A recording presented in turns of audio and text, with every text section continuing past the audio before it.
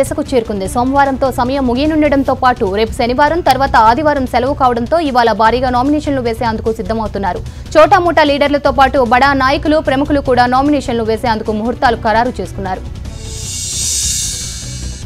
మరో 3 రోజుల్లో కడప జిల్లాలో హత్యలు దారుణాలు చేయాలంటూ చంద్రబాబు ఆదేశించారని వైసీపీ అధినేత జగన్ సంచలన ఆరోపణలు చేశారు. తనను కూడా హత్య చేయాలని చూస్తున్నారని, ఎట్టి పరిస్థితుల్లోనూ సమయంను కోల్పోవద్దని జగన్ కోరారు. మరి కాసేపట్లో పులివెందల్లో జగన్ నామినేషన్ దాఖలు చేయనున్నారు.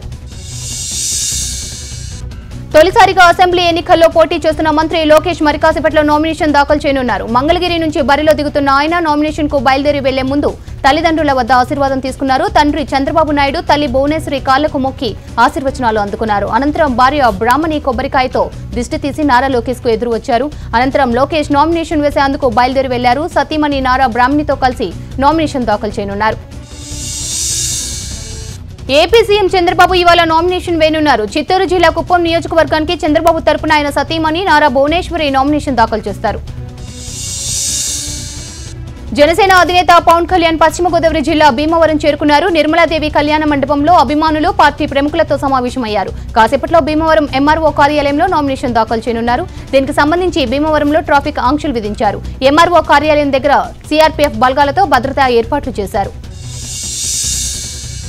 నిజామాబాద్ టీఆర్ఎస్ ఎంపీ అభ్యర్థి కవిత కాసేపట్లో నామినేషన్ వేస్తారు. ఈ సందర్భంగా సారంగపూర్లోని హనుమాన్ మందిరంలో కవిత ప్రత్యేక పూజలు చేశారు. ఇక కుటుంబ సమేతంగా పూజలు చేసిన ఆమె నామినేషన్ వేసేందుకు బయలుదేరారు. భారీ మెజార్టీతో గెలిపించాలని, 16 మంది అభ్యర్థులు విజయం సాధించాలని ఆకాంక్షించారు. ఏపీలో బీజేపీ 25 పార్లమెంటు, 175 అసెంబ్లీ స్థానాల్లో పోటీ చేయనుందని బీజేపీ జాతీయ అధికార ప్రతినిధి జీవీఎల్ నరసింహారావు తెలిపారు.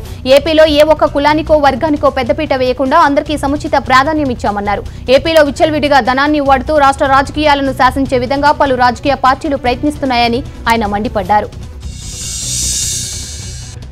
సినీ నటుడు ప్రకాష్ రాజ్ పై ఎన్నికల సంఘం కేసు నమోదు చేసింది. బెంగళూరు సెంట్రల్ నుంచి స్వతంత్ర అభ్యర్థిగా బరిలోకి దిగుతున్న ప్రకాష్ రాజ్ ఎన్నికల కోడ్ను ఉల్లంఘించారనే కారణంతో కేసు నమోదు చేసింది.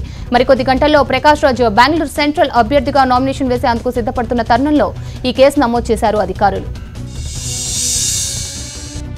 బీజేపీ నాయకురాలు హేమమాలిని మధుర లోక్సభ నియోజకవర్గం నుంచి పోటీ చేయనున్నారు. మధుర నియోజకవర్గం నుంచి తనను ఎంపిక చేసినందుకు హేమమాలిని బీజేపీ అధ్యక్షుడు అమిత్ షా, ప్రధాని నరేంద్ర మోడీలకు కృతజ్ఞత తెలిపారు. టీమిండియా మాజీ ఓపెనర్ గౌతమ్ గంభీర్ బీజేపీలో చేరారు. దేశ రాజధాని ఢిల్లీలో కేంద్ర ఆర్థిక శాఖ మంత్రి అరుణ్ జైట్లీ సమక్షంలో గంభీర్ ఆ పార్టీ తీర్థం పుచ్చుకున్నారు. న్యూఢిల్లీ లోక్సభ నియోజకవర్గం నుంచి బీజేపీ అభ్యర్థిగా ఆయన పోటీ చేయనున్నారు. ప్రధాని నరేంద్ర మోదీ నాయకత్వం నచ్చి తాను బీజేపీలో చేరినట్లు తెలిపారు. తనకు ఈ అవకాశం ఇచ్చినందుకు గౌరవంగా భావిస్తున్నానని గంభీర్ స్పష్టం చేశారు.